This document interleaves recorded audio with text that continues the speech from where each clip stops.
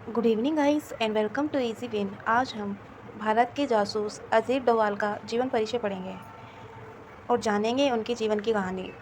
अजीत कुमार डोभाल एक retire IPS अधिकारी हैं। यूँ तो ऐसे कई आईपीएस अधिकारी हैं जो अपनी पूरी सेवा देने के बाद भी रिटायर हो गए, पर अजीत जी का नाम आज भी भारत की सुरक्षा मुद्दों पर अग्रणीय है। इसलिए उनके प्रधानमंत्री जी की प्रमुख राष्ट्रीय सुरक्षा सलाहकार हैं। अपने करियर में कई बार भारत की सुरक्षा मुद्दों में अग्रणी भूमिका निभाई। पूर्व में सर्जिकल स्ट्राइक हुई और हाल ही में हुई पाक जिम्मेदारी पर भारतीय वायुसेना की एयर स्ट्राइक की पहल भी इनकी अहम भूमिका रही है। अजीत जी के जीवन और उनके करियर के बारे में संपूर्ण जानकारी हमने इस लेख में उपलब्ध कराई है। उन लोगों और भारतीय सुरक्षा में उनकी भूमिका को अच्छी तरीके से समझ सकते हैं। इनका पूरा नाम अजीत डोभाल है। प्रसिद्ध नाम भी इनका उपनाम भी अजीत डोभाल ही है और इनकी जन्म तिथि है 20 जनवरी 1945। आयु इनकी 73 वर्ष है सन 2019 तक। और जन्म स्थान इनका पौड़ी गढ़वाल उत्तराखंड। धर्म है हिंदू। जाति है गढ़वाल ब्राह्मण। राशि है कुंभ। रहवासी है, होम टाउन है इनका राजस्थान आज की डेट में। और प्रोफेशन है इनका सिविल समाधान। राष्ट्रीयता है इनकी इंडियन और ये शादीशुदा हैं।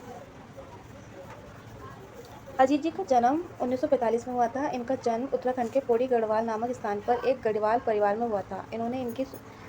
इन्होंने उनकी शुरुआत शिक्षा शुरू के मिलिट्री स्कूल से पूरी की और उसके बाद ये नहीं हो गए आगरा वर्ल्ड स्कूल से अर्थशास्त्र में एमए कर स्नैक्स की उपाधि ली और फिर आईपीएस की तैयारी में जुट गए। अपने कठिन परिश्रम के दम पर अजीत जी 1968 में आईपीएस अधिकारी के लिए सिलेक्ट हो गए। इसमें अपना पहला नियोग केरल कैडर में मिला और इसी से करियर की शुरुआत हुई। इनके पिता का नाम गुरुनाथ डोभाल, माता का नाम नहीं पता, एंड पत्नी का नाम है अनु डोभाल। बेटा है इनका शौर्य डोभाल। इनके करियर के और रोचक तथ्य बात जानते हैं। डोभाल जी का करियर शुरू तो आईपीएस अधिकारी के रूप में हुआ। यहाँ पर अपना सबसे बेहतरीन प्रदर्शन करते हुए आज ये 73 साल की उम्र में देश के राष्ट्रीय सुरक्षा सलाहकार के रूप में प्रतिबंधित हैं। इनकी शुरुआत से लेकर अब तक का करियर इस प्रकार है। अजीत डोभाल ने अपना प्रारंभिक कमान केरल कैडर में 1938 में संभाला, 1968 में संभाला। इस दौरान पंजाब और मिजोरम में उग्रवादी विरोधी आंदोलन में ये सक्रिय रूप से शामिल थे। मिजोरम में अजीत जी मिजो नेशनल फ्रंट को सत्ता में लाया गया और वहां शांति की स्थापना की गई। इसके बाद वर्ष 1999 में कंधार में निर्णय 814 में मंत्रियों के अप्रयास के मुद्दों पर अजीत जी ने 3 अधिकारियों में से एक थे जिन्होंने मुद्दों पर देश की ओर से बात की थी। इसके अलावा अजीत जी को 1971 से 1999 तक सभी 15 हाई जैकिंग में शामिल होने का अनुभव प्राप्त हुआ। अजीत जी एक दशक से भी अधिक समय तक का लिबरेशन के संचालक विंग का नेतृत्व करने का अनुभव प्राप्त कर रहे हैं। इसके अलावा सजीत जी को मल्टी एजेंसी सेंटर एमएसआई और टास्क फोर्स ऑन इंटेलिजेंस का संस्थापक अध्यक्ष भी हैं। अजीत जी ने आतंक निरोधी कार्यों के लिए भारत के तीसरे राष्ट्रीय सुरक्षा सलाहकार एम के नारायण के द्वारा भी शिक्षा प्राप्त की है।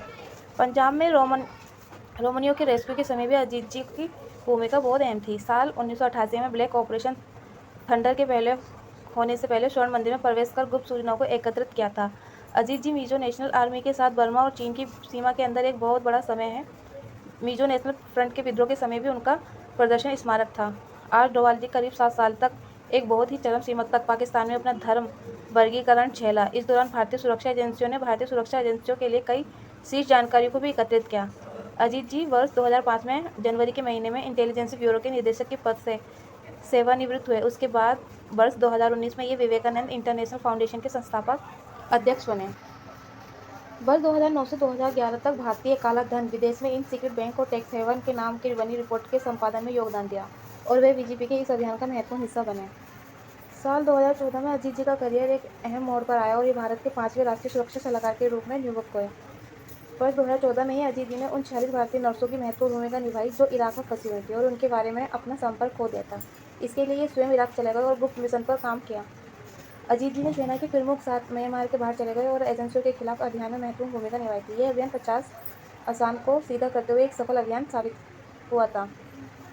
अजीत डोभाल को पाकिस्तान के संबंधों में भारतीय सुरक्षा कारणों में बदलाव करने का श्रेय भी प्राप्त है। साल 2016 में सर्जिकल स्ट्राइक में अजीत जी की भूमिका को अहम माना जाता है। कहा जाता है कि इनकी योजना से भारत अपने लक्ष्य को प्राप्त करने में सफल रहा। साल 2018 में स्ट्रेटेजिक पार्टनरशिप ग्रुप के प्रेसिडेंट का भी निवेश किया गया। इसके अलावा अभी भी हाल ही में दुश्मन सेना ने हमला के जवाब में भारतीय वायुसेना द्वारा किए गए जवाबी कार्रवाई में भी अजीत जी की भूमिका को अहम बताया जा रहा है। और इसके बाद पाकिस्तान की ओर से की जाने वाली कार्रवाई के लिए भी हिंदुस्तान की सेना को तैयार रखने की जिम्मेदारी भी इन सेना प्रमुख के साथ मिलकर कमान संभाली गई है। अजीत डोभाल जी को प्राप्त पुरस्कार। अजीत जी अपना जुम्मा सेवाओं के लिए पुलिस मेडल पाने वाले सबसे कम उम्र के अधिकारी थे। उनकी सेवाओं के केवल 6 साल बाद ही ये पदक मिल गया था। इसके बाद अजीत जी को प्रेसिडेंट पुलिस ने भी मेडल दिया। ये पदक गणतंत्र दिवस और स्वतंत्रता दिवस के लिए चुने गए अधिकारियों को उनके वीरता और विशिष्ट सेवा के लिए राष्ट्रपति द्वारा प्रदान किया जाता है। वर्ष 1988 में अजीत जी ने दूसरा सबसे बड़ा सर्वोच्च वीरता पुरस्कार कीर्ति चक्र भी प्राप्त किया। आज 73 साल की उम्र में भी भारतीय सेवा सुरक्षा की जिम्मेदारी भी अजीत जी ने अहम भूमिका निभाई है। इस पद पर पहुंचना और इस जिम्मेदारी को उठाने के लिए इम्तिहानों का सामना करने के लिए नहीं होगा। सुरक्षा के लिए हमारी जवानों की शहादत तो अपराध है। अजीत जी इन लोगों में से एक है जो सीमा पर नापी सुरक्षा के लिए साल में 12 महीने, हफ्ते में 7 दिन और दिन में 24 घंटे लगे हुए हैं। अजीत जी के प्रयास और जज्बे को सलाम है।